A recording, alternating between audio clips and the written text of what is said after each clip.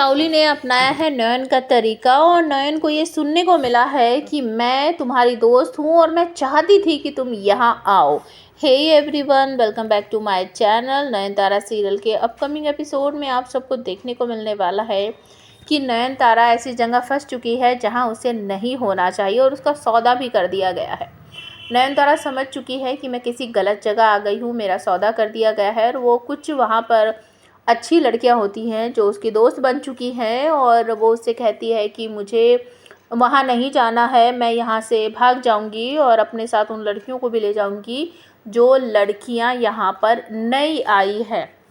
और तभी वो एक तरफ को जाती है और वहाँ पर उस एक तरह से ठेका या कोठा जो आप समझो, वहाँ पर की जो मालकिन होती है वो पकड़ कर ज़बरदस्ती नयन का मुंह दबाते हुए कहती है, लड़की चुपचाप यहाँ पड़ी रहे, कुछ भी करने की ज़रूरत नहीं है। और नयन को ये सब देख कर बहुत ही बुरा लगता है कि मैं तो बहुत अच्छी तरीके से फंस गई हूँ। उसी समय वहाँ पर एक आत्मा प्रकट होती है और वो कहती है कि मैं तेरी दोस्त हूँ।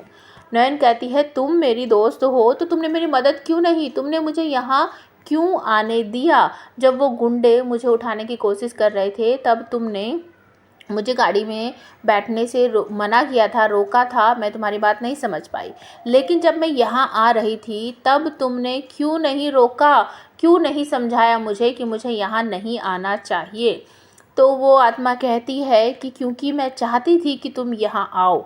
ये सुनने के बाद नयन के बिल्कुल पैरों की तरह से ज़मीन सरक जाती है कि इसका मतलब क्या है। मुझे ऐसा लग रहा है कि ये जो डेड बॉडी में घुसी हुई है साउली, उस लड़की के साथ जो कुछ हुआ था शायद उसका ताल्लुकात कोई ना कोई कनेक्शन इस जगह से है। मतलब कि कोठा टाइप का, शायद ऐसी जगह जाकर उसके साथ कुछ गलत हुआ था और उसकी मौत हो गई थी।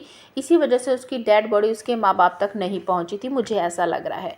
आप कमेंट करके बताना क्या सच में ऐसा हो सकता है। और दूसरी तरफ जब बाबा सारी बात बता देते हैं सूर्यो को तो सूर्यो भड़क पड़ता है और वो कहता है कि मैं अब तुरंत ही पुलिस स्टेशन जाऊँगा और नयन को ढूंढने का जो तरीका है वो मैं अपनाऊंगा और ये काम मुझे अभी करना होगा। लेकिन शाओली कहती है, नहीं तुम कहीं नहीं जाओगे, तुम कहीं नहीं जाओगे। सूर्यो कहता है, मैं अभी जाऊंगा, कौन है जो मुझे रोकेगा? तो शाओली मन ही मन सोचती है कि ये सब कुछ तो बिगड़ता जा रहा है, अब मैं सूर्य को कैसे रोकूं, कैसे क्या करूं, मुझे कुछ समझ नहीं आ रहा है।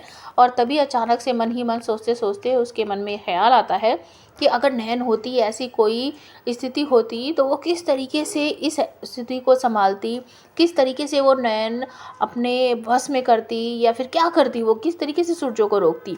तो उसे ध्यान आता है कि किस तरीके से नयन ने सूर्यो के साथ शादी की थी और उसने मुझे किस तरीके से रोका था। बस बिल्कुल वैसा ही करती है, वो भी सिंदूर उठाकर ला सूर्यो के हाथ में उसको लपेटती है और सूर्यो का हाथ अपने माथे पर रखते हुए अपनी मांग जो है वो भरवा देती है। मतलब सेम टू सेम वैसा ही करती है जैसा नयन ने किया था।